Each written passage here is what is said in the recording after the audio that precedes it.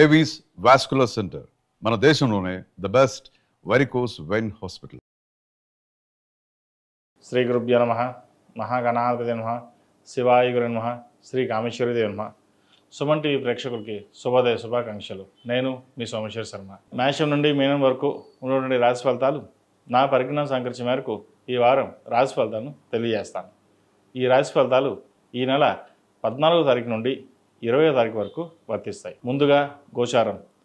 మిథున రాశిలో గురువు, కర్కాటకంలో శుక్రుడు, సింహంలో రవి బుధ కేతువులు, తులలో కుజుడు, కుంభంలో రాహువు, మీనంలో శని.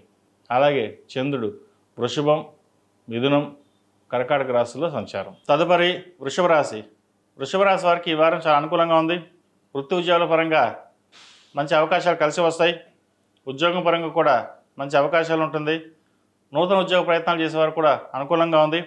దశమంలో రాహువు బాగున్నారు. రాశ్యాధిపతి షష్టమాధిపతి అయిన శుక్రుడు తృతీయంలో ఉన్నారు. లాభాధిపతి అయిన గురువు కేంద్రంలో ఉన్నారు.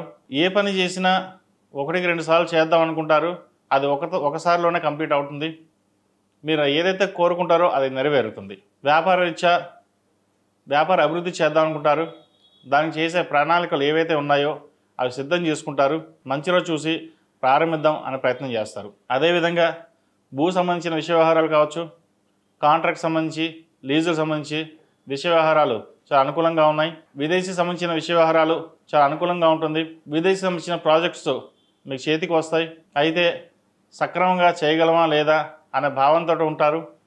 ఏది భయపడకుండా మీరు చేసే కార్యక్రమాలు ఏవైతే ఉన్నాయో అది నిర్విరామంగా పూర్తి చేయండి, మంచి ఫలితాలు ఉంటాయి. అదేవిధంగా మహాలయ పక్షాలు కాబట్టి పితృ కార్యక్రమాలు ఏవైతే ఉన్నాయో అవి నిర్వర్తించండి.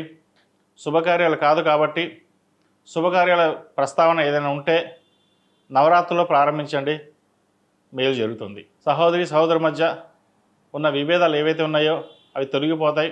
బంధుత్వాన్ని మెరుగుపరుచుకోవడం కోసం మీరు చేసే ప్రయత్నాలు ఏవైతే ఉన్నాయో అవి సానుకూలపడతాయి. అదేవిధంగా ఒక స్థలాన్ని అమ్మి ఇంకో చోట ఇన్వెస్ట్మెంట్ చేద్దాం అనుకుంటారు, అది ఈ వారం నెరవేరుతుంది.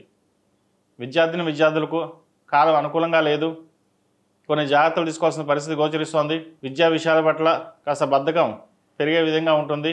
అన్నిటికీ మనమే ముందుండాలి, మనం చెప్పింది వేదం అని కాకుండా ఏదైనా పెద్దలు ఒక మాట చెప్తే దాన్ని విని పాటించండి, మేలు జరుగుతుంది. ఉద్యోగ సంబంధించిన విషయ వ్యవహారాలు, ప్రభుత్వ సంబంధించిన విషయ వ్యవహారాలు కావచ్చు, ఆరోగ్య సంబంధించిన విషయ వ్యవహారాల్లో కొన్ని జాగ్రత్తలు తీసుకోవాలి. ఈ రాశిలో జన్మించిన స్త్రీలకు వృత్తి ఉద్యోగాల పరంగా, వ్యాపార పరంగా అనుకూలంగా ఉంటుంది. వ్యాపార నూతన బ్రాంచ్లు ప్రారంభించాలని ప్రయత్నాలు చేస్తారు. ఉన్న వ్యాపారంలోనే మంచి భవిష్యత్తు ఉంటుంది. కొత్త ప్రాజెక్టులు కాకుండా ఉన్న వ్యాపారాన్ని విస్తరించడానికి ప్రయత్నం చేయండి. సాఫ్ట్వేర్ రంగం వారికి, రియల్ ఎస్టేట్ రంగం వారికి, కాస్మెటిక్స్, బ్యూటీషియన్, ముఖ్యంగా సినీ పరిశ్రమ వాళ్ళకి, ఈ రంగాల వారికి చాలా అనుకూలంగా ఉంటుంది. హోటల్ మేనేజ్మెంట్, ఫాస్ట్ ఫుడ్ సెంటర్స్కి కాస్త గడ్డుకాలం అని చెప్పచ్చు. చతుర్థంలో రవి బుధ కేతులు ఉన్నారు. స్థిరాస్తులకు సంబంధించిన విషయ వ్యవహారాల పట్ల కాస్త జాగ్రత్త వహించాలి. ఒక స్థలాన్ని అమ్మి ఇంకో చోట ఇన్వెస్ట్మెంట్ చేద్దామనే ప్రయత్నాలు చేస్తారు, అవి కొంత సానుకూలంగా ఉండవు. సహోదరు మధ్య వాగ్వివాదాలు జరుగుతాయి, వాటి పట్ల జాగ్రత్త వహించండి. మొత్తం మీద ఈ రాశి వారికి ప్రథమార్థం కంటే ద్వితీయార్థంలో కొంత సానుకూల పరిస్థితులు గోచరిస్తోంది. ఈ రాశివారు ప్రతిరోజు ప్రతినిత్యం ఓం నమః శివాయతో దీపారాధన, మంగళవారం నాడు, శుక్రవారం నాడు లక్ష్మీ తామరతో దీపారాధన చేయండి. ఏదైనా ఒక రోజు బ్రాహ్మణుడికి స్వయంపాకం ఇవ్వడం చెప్పదగిన సూచన. ఈ రాశిలో జన్మించిన వారికి కలిసి వచ్చే సంఖ్య 2, కలిసి వచ్చే రంగు తెలుపు. ఏదైనా పని మీద బయటకు వెళ్ళినప్పుడు సోమవారం కానీ గురువారం కానీ వెళ్ళండి, మంచి ఫలితాలు సంప్రాప్తిస్తాయి.